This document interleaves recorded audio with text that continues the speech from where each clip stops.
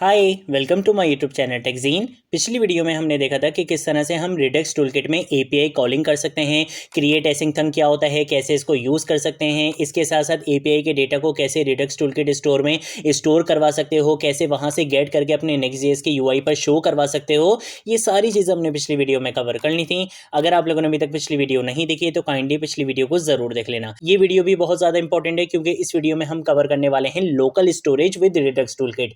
हम देखेंगे कि लोकल स्टोरेज क्या होती है, क्या इसके बेनिफिट्स होते हैं, कैसे इसको रिडक्स टूलकिट के साथ यूज़ कर सकते हैं। ये सारी चीज़ आज हम इस वीडियो में कवर करेंगे। ठीक है, तो सबसे पहले आ जाते हैं हम यहाँ पर आने के बाद मैं आपको सबसे पहले बताता हूँ कि लोकल स्टोरेज क्या है। देखो, लोकल स्टोरेज कोई रिएक्ट का कॉन्सेप्ट नहीं है, कोई नेक्स्ट.जेएस का कॉन्सेप्ट नहीं है, कोई रिडक्स का कॉन्सेप्ट नहीं है। आपको बहुत अच्छे से पता है लोकल स्टोरेज बेसिकली कॉन्सेप्ट है आपके पास जावास्क्रिप्ट का। जब आपने जावास्क्रिप्ट पढ़ी होगी तो डेफिनेटली आपने लोकल स्टोरेज भी पढ़ी होगी। ठीक है, लोकल स्टोरेज का मतलब सिंपल ये होता है कि आप अपने डेटा को लोकली अपने ब्राउजर में स्टोर करवा देते हो। ठीक है, और वो जो डेटा होता है वो तब तक वहां से डिलीट नहीं होता जब तक आप उसको खुद रिमूव नहीं कर दो। ठीक है, आपके पेज रिफ्रेश होने से, आपके टैब क्लोज होने से या आपके इवन ब्राउजर क्लोज होने से वो डेटा वहां से रिमूव नहीं होता है। ठीक है, अब उसको यूज क्यों करना है रिडक्स टूलकिट में, इसका बेनिफिट क्या है ये अभी हम देख लेते हैं। फॉर एग्जाम्पल अगर मैं यहाँ पर आता हूँ, यहाँ पर आने के बाद मैं एक डेटा ऐड करता हूँ फरजीन के नाम से। ठीक है, मैंने ये ऐड कर दिया। यहाँ पे आके मैं अली के नाम से भी एक डेटा ऐड कर देता हूँ, मैंने ये भी ऐड कर दिया। अब अगर मैं अपने पेज को रिफ्रेश करूंगा या टैब क्लोज करके दोबारा से इस टैब को ओपन करूंगा या अपने इवन ब्राउजर को क्लोज कर दूंगा और दोबारा से इस पेज पर आऊंगा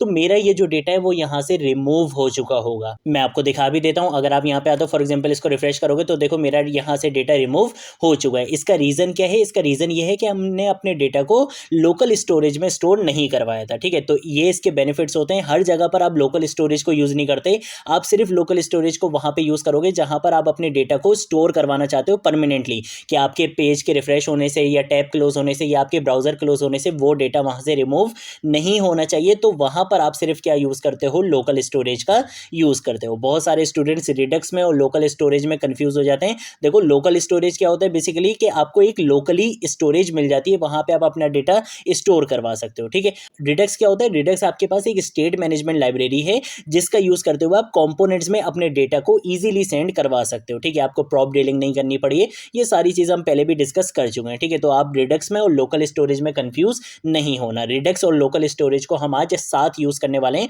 और मोस्टली इसको साथ यूज किया भी जाता है। ठीक है, बस हर जगह पर आपने लोकल स्टोरेज नहीं लगानी। मैंने आपको बताया कि वहां पर आपने सिर्फ लोकल स्टोरेज लगानी है जहां पर आप अपने डेटा को परमानेंट रखना चाहते हो। ठीक है, तो अब हम आ जाते हैं यहाँ पे। यहाँ पर आने के बाद सबसे पहले मैं क्या करूंगा, मैं आ जाऊंगा यहाँ पे और जहां पर मैंने अपने डेटा को रिडक्स टूलकिट स्टोर में पुश करवाए, इसके बाद यहाँ पर आकर मैंने काम करना है। इससे पहले नहीं कर देना वरना ये सही से काम नहीं करेगा। आपने क्या करना है, इसके बाद आकर काम करना है। ठीक है, तो सबसे पहले तो मैं एक काम ये करूंगा कि लेट emp डेटा के नाम से यहाँ पे एक वेरिएबल बनाऊंगा। इसके अंदर मैं यहाँ पे क्या करने वाला हूँ, मैं यूज करूंगा जेसन डॉट स्ट्रिंगिफाई का। ठीक है, क्योंकि मुझे पता है कि भाई मेरा जो डेटा होगा वो स्ट्रिंगिफाई की फॉर्म में नहीं होगा, तो मुझे उसको क्या करना पड़ेगा, पहले स्ट्रिंगिफाई की फॉर्म में लाना पड़ेगा। अब क्या इसके अंदर मैं डायरेक्ट आके स्टेट डॉट एम्प्लॉयज इस तरह से लिख सकता हूँ? नहीं लिख सकता। इसका रीजन क्या है? अगर आप इस तरह से काम करोगे तो आपके पास एरर आएगा। अब वो एरर क्यों आएगा उसका मैं आपको सबसे पहले बता देता हूँ। वो एरर इस वजह से आएगा कि ये जो स्टेट है ना, ये कोई रिएक्ट की स्टेट नहीं है। ये किसकी स्टेट है? रिडक्स टूलकिट की स्टेट है। और जितनी भी रिडक्स टूलकिट की स्टेट्स होती हैं वो इम्यूटेबल होती हैं, यानी कि वो सिर्फ रीड ओनली फॉर्म में होती हैं। आपको उनको क्या बनाना पड़ता है? म्यूटेबल बनाना पड़ता है, ताकि वो किसके साथ काम कर सकें? इस जेसन डॉट स्ट्रिंगिफाई के साथ काम कर सकें और फिर आप उसको लोकल स्टोरेज में स्टोर करवाना चाहो या उसके साथ कुछ भी करना चाहो आप कर सकते हो। डायरेक्टली आप इसको इस तरह से एक्सेस नहीं कर सकते, ये इम्यूटेबल फॉर्म में होती है। तो अब इसको मैं म्यूटेबल कैसे बनाऊं? तो उसके लिए आपके पास एक कॉन्सेप्ट होता है, रिडक्स टूलकिट का ही एक फंक्शन होता है बेसिकली करंट के नाम से। ठीक है, तो मैं यहाँ पे क्या करूंगा, मैं यहाँ पे यूज करूंगा करंट। ठीक है, और ये इस तरह से इंपोर्ट नहीं होगा, तो सबसे पहले मैं काम ये करता हूँ कि मैं यहाँ पर आकर करंट को इंपोर्ट करवाता हूँ। तो अब आप देख सकते हो यहाँ पे मेरा ये जो करंट है ये इंपोर्ट हो चुका है रिडक्स टूलकिट से। ये बेसिकली करेगा क्या, ये मेरी स्टेट को म्यूटेबल बना देगा ताकि मैं इसको इजीली यूज कर पाऊँ। ठीक है, तो मैं यहाँ पे क्या करूंगा, इस करंट को इस तरह से लिख दूंगा और इसकी पैरेंथेसिस के अंदर मैं यहाँ पे इस स्टेट डॉट एम्प्लॉयज को पास करवा दूंगा। ठीक है, तो अब ये बिल्कुल सही से काम करेगा। अब यहाँ पर आकर मैंने क्या बोला कि भाई इसको क्या करो, इस जेसन डॉट स्ट्रिंगिफाई में कन्वर्ट करके ईएमपी डेटा के अंदर स्टोर करवा दो। अब यहाँ पर आने के बाद मैं क्या यूज करूंगा, लोकल स्टोरेज का यूज करूंगा। मुझे क्या करना है, अपने डेटा को सेट करना है। तो उसके लिए आपके पास एक फंक्शन होता है सेट आइटम के नाम से। यहाँ पर अगर आप क्या बताओगे, की वैल्यू पेयर में जो आपका डेटा होता है वो स्टोर होता है लोकल स्टोरेज में। ठीक है, तो मैं की इसकी दे देता हूँ फॉर एग्जाम्पल ईएमपी यानी कि एम्प्लॉय कॉमा लगाऊंगा और डेटा कहाँ है मेरा, EMP डेटा के अंदर है, ठीक है। तो मैं यहाँ पे लिख दूंगा EMP डेटा के अंदर इस डेटा को क्या करो, लोकल स्टोरेज में स्टोर करवा दो। कंट्रोल S से सेव करूंगा। अब यहाँ पर आऊंगा, यहाँ पर आने के बाद फॉर एग्जाम्पल अगर मैं यहाँ पर आकर लिखता हूँ फरजीन, और जैसे ही मैं ऐड के बटन पे क्लिक करूंगा और अब मैं क्या करूंगा, यहाँ पे राइट क्लिक करूंगा, इंस्पेक्ट पे आऊंगा। इंस्पेक्ट के आने के बाद आपने जाना है एप्लीकेशंस पे, ठीक है। और एप्लीकेशंस पे आने के बाद आप यहाँ पे देख सकते हो आपका जो डेटा था वो यहाँ पे स्टोर हो चुका है, ठीक है। नेम में आपको आपका डेटा मिल रहा है फरजीन, और आईडी आपको पता है कि आपने नैनो आईडी का यूज़ करते हुए एक यूनिक आईडी यहाँ पे जनरेट की हुई थी, ठीक है। तो आप यहाँ पे देख सकते हो कि आपका ये जो लोकल स्टोरेज है यहाँ पे आपका डेटा स्टोर हुआ हुआ है। अब अगर मैं यहाँ पे रिफ्रेश भी करता हूँ तो देखो आपको डेटा यहाँ पे भी मिल रहा है, और आप अगर यहाँ पर आओगे तो आपको यहाँ पर डेटा अभी नहीं मिलेगा। उसका रीज़न क्या है, उसका रीज़न ये है कि हमने अपने लोकल स्टोरेज में डेटा को स्टोर तो करवा दिया, लेकिन उसको मुझे वापस गेट करके यहाँ पे शो भी तो करवाना है ना। तो उसके लिए मुझे सिंपल क्या करना पड़ेगा, मैं जाऊँगा अपनी इनिशियल स्टेट पे, और इनिशियल स्टेट पे आने के बाद आपने यहाँ से इस एरे को सबसे पहले हटाना है। आप यहाँ पे लिखोगे जेसन डॉट पार्स, ठीक है, क्योंकि आपने क्या करा था, स्ट्रिंगिफाई करके उसको स्टोर करवाया था, लेकिन जब भी आप स्टेट में आओगे तो उसको आपने पहले क्या करना पड़ेगा,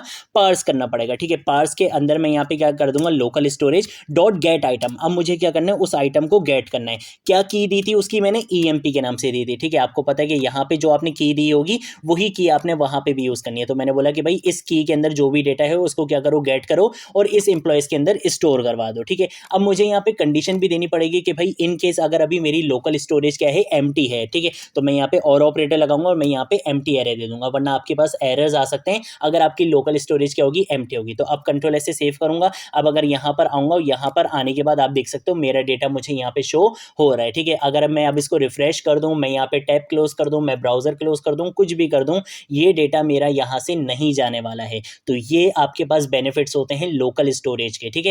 अब हम एक और काम भी देख लेते हैं कि भाई जब मैं इस डिलीट के बटन पे क्लिक करूं तो मेरा डेटा यहाँ से तो डिलीट हो जाएगा, लेकिन मेरा डेटा यहाँ लोकल स्टोरेज से डिलीट नहीं होगा। मैं यहाँ पे क्लिक करता हूँ तो देखो यहाँ से तो ये डिलीट हो गया, लेकिन लोकल स्टोरेज से भी तो इसको डिलीट होना चाहिए ना। तो उसके लिए मुझे सिंपल क्या करना पड़ेगा, मैं यहाँ पर आऊँगा अपने इस रिमूव एम्प्लॉय के बाद, और यहाँ पर आने के बाद सिंपल मैं यहाँ पे लिखूंगा local storage dot set item ही लिखूंगा, ठीक है। और यहाँ पर मुझे सबसे पहले क्या बतानी है, इसकी की बतानी है, ठीक है। तो की हमारी क्या है, EMP, और यहाँ पे दूसरे पैरामीटर के अंदर सबसे पहले आप यहाँ पे यूज़ करोगे जेसन डॉट स्ट्रिंगिफाई का, ठीक है। इस स्ट्रिंगिफाई के अंदर आप यहाँ पे पास करवा दोगे स्टेट डॉट एम्प्लॉयज़। अब आप एक क्वेश्चन पूछ सकते हो, आप बोलोगे कि भाई जब हम यहाँ पे सेट करवा रहे थे डेटा तो हमने यहाँ पे करंट का यूज़ करा था, लेकिन यहाँ पे अब हम करंट का यूज़ क्यों नहीं कर रहे। उसका रीज़न है, उसका रीज़न ये है कि यहाँ पे आप क्या कर रहे थे, डायरेक्टली आपकी जो स्टेट थी, जो रिडक्स टूलकिट की स्टेट थी, आप उसको एक्सेस करना चाह रहे थे, और वो बाय डिफॉल्ट क्या होती है, इम्यूटेबल होती है। उसको पहले आपको क्या करना पड़ता है, म्यूटेबल स्टेट में कन्वर्ट करना पड़ता है, देन उसके बाद आप उसको लोकल स्टोरेज में स्टोर करवा सकते हो। लेकिन यहाँ पर अगर आप देखो तो आपने यहाँ पे यूज़ करा है फिल्टर फंक्शन।